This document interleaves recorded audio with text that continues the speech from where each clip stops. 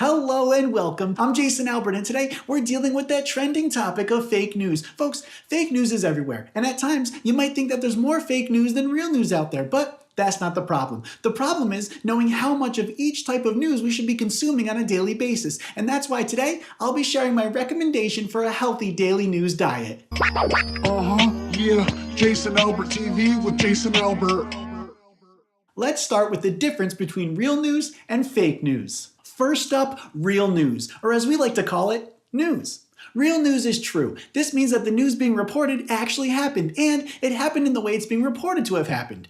Real news uses facts and evidence from credible sources to back up claims and statements made in said news pieces. Real news is based in reality and is a trustworthy type of news. If you want to have correct information, the real news is where you should be getting your information from. On the other hand, we have fake news. Fake news has become an overwhelmingly popular subject these days, with even people like the President of the United States raving about it. But what is it? Fake news is news that is untrue or false. Typically, a fake news story might talk about something that didn't actually happen or that did happen but not in the way it's being reported to have happened. Fake news will often come from an unreputable source and is riddled with misinformation. Fake news is usually reported in a way that supports the narrative or agenda of the reporter. Fake news can come in the form of a blatant lie or an exaggerated truth used to persuade the thinking of a targeted audience. Now let's be honest with ourselves. We know that it's incredibly important to consume both types of news, and I've got an example to prove just that.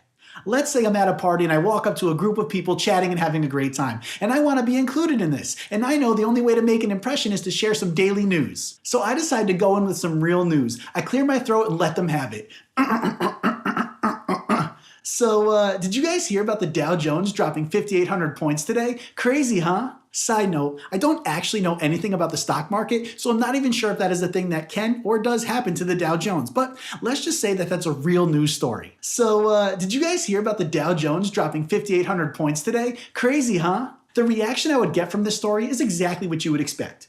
People would acknowledge that it's a story, and it'd probably stir up some chatter about investments, forecasting, inflation, and the Federal Reserve. And I bet one guy even gets on his mobile device and begins trading stocks and bonds to prevent the economic decline of his diverse portfolio, saving him from filing for bankruptcy chapters 11 through 30. But this news would quickly lose its spark, and I'd slowly be pushed back out of the conversation circle. Now, let's say I enter the same group with some fake news. Again, I clear my throat and let them have it.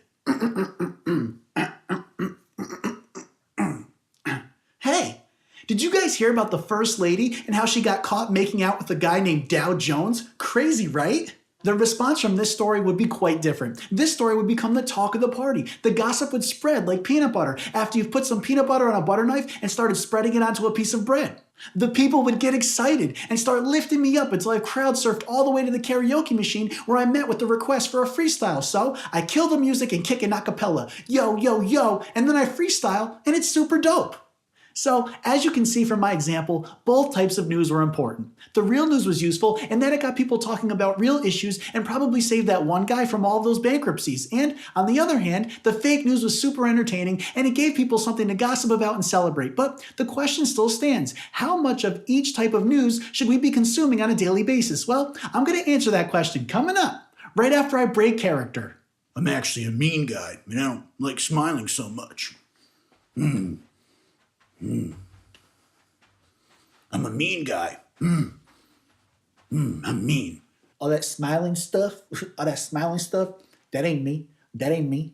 In real life, I'm super serious. I never smile. Smiling is for the weak, and I ain't weak.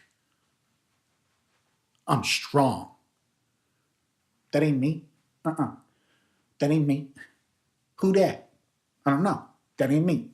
Welcome back. Folks, getting the proper amount of certain types of news is crucial to your health and your ability to function as a contributing member of society. So, my recommendation for a healthy daily news diet would be to keep your consumption to a 70-30 split. That's 70% real news and 30% fake news. We want to make sure that we have a good amount of truth and knowledge in our diet to help influence our decisions and opinions on certain matters, but we also need a little bit of fake news to keep us entertained and engaged in things that don't really matter at all. Now, there are some people that function on a 60-40 diet, but the closer people get to that 50-50 diet, the harder it's going to be to function as a rational adult. And once the scale tips in the other way in favor of the fake news, well, that's when all hell breaks loose. Guys, I'm really interested to know what your daily news diet looks like, so please go ahead and share your consumption habits in the comment section of this video.